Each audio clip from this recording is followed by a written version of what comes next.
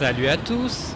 Et non, je suis pas de retour en France, je suis toujours au Japon, contrairement aux apparences. Effectivement, on se croirait dans des rues parisiennes, mais il y a un petit détail qui trompe pas.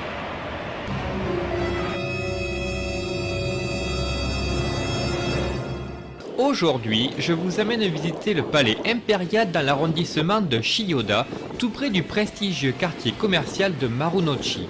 On se trouve ici au centre de l'ancienne Tokyo, et d'ailleurs pas loin, on peut se rendre à la gare de Tokyo elle-même, qui a été mise en service en 1914 et qui constitue aujourd'hui un gigantesque nœud de lignes ferroviaires et de métro souterrains. Pas très loin de nous, on peut voir la résidence actuelle de l'empereur du Japon, que l'on peut visiter en traversant un parc public ou en longeant les douves.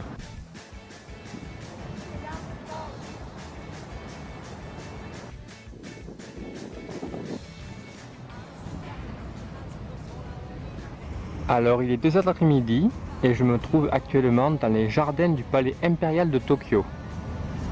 Et là je vais m'arrêter un petit peu pour manger, faire une pause. Et le truc c'est que je pensais m'acheter un bento sur la route, mais j'ai pas eu le temps vu que je suis parti un peu en retard de l'hôtel. Du coup qu'est-ce qui me reste? Eh ben je vais faire... Je vais grailler avec un onigiri au saumon, acheté sur une supérette, dans une supérette du coin. Et un truc typiquement japonais, des fils de Makuro de Bretagne, que je me trimballe dans mon sac depuis que j'ai quitté la maison. J'ai un peu honte, mais en même temps, ben voilà quoi. C'est partie de l'aventure.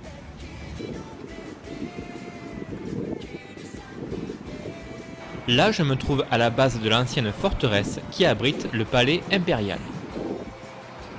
C'est un immense complexe qui contient entre autres des musées, des bureaux et bien sûr le palais de l'empereur. Le château original date de la période Edo au XVe siècle. C'était la demeure des shoguns Tokugawa, les seigneurs de l'époque.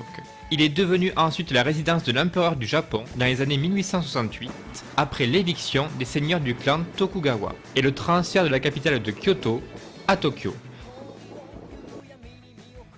Le château a d'abord été détruit par un incendie et ils l'ont reconstruit. Il a été ensuite rasé pendant la Seconde Guerre mondiale et ils l'ont reconstruit de nouveau. So I built a third one.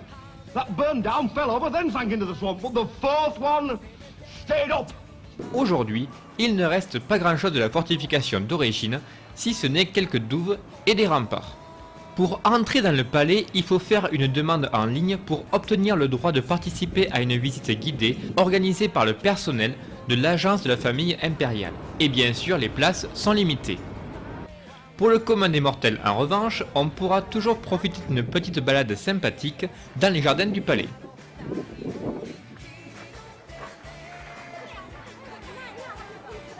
Nous voilà devant le pont Nijubashi qui délimite l'entrée dans le palais.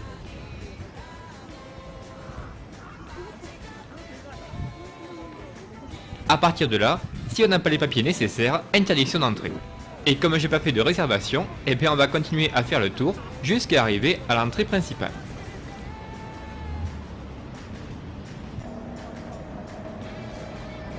Une fois dans l'enceinte, il suffit de suivre un chemin tout tracé pour apprécier la visite avec quelques panneaux indicatifs qui nous en apprennent davantage sur les différents bâtiments.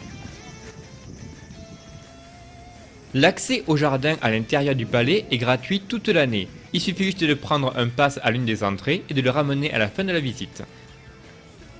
Par contre, le jardin est fermé le lundi et le vendredi, donc vérifiez bien votre calendrier avant d'aller vous promener.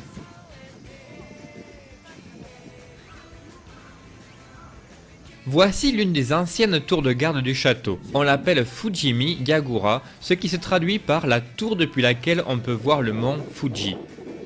Ce panneau raconte le récit de vengeance de deux seigneurs de guerre de l'époque du shogun Tokugawa, Kira et Asano. C'est une histoire très connue au Japon et qui a notamment inspiré la légende des 47 Ronin, dont vous avez peut-être entendu parler en roman ou au cinéma.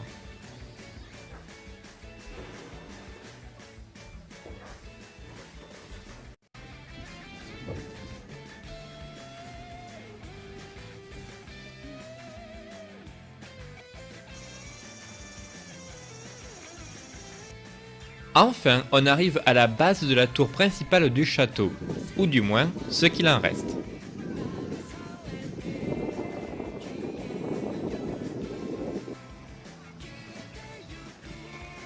Il y a vraiment une chouette vue depuis là-haut, mais moi ce qui m'impressionne le plus, c'est la taille des pierres pour construire le palais. C'est important les pierres, parce que comme dirait l'autre, pas de pierre, pas de construction, pas de construction, pas de palais, pas de palais, Pas de palais.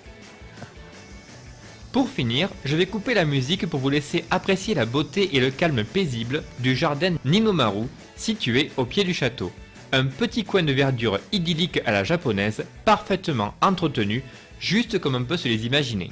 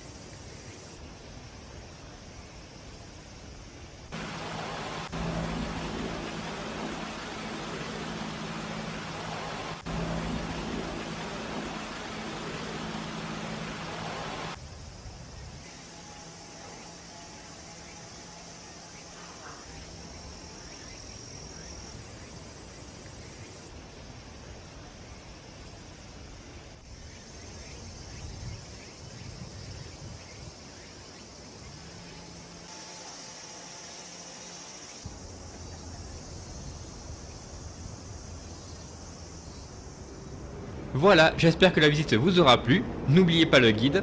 La prochaine fois, on prend de la hauteur pour admirer le coucher de soleil depuis la tour de Tokyo. Ciao tout le monde!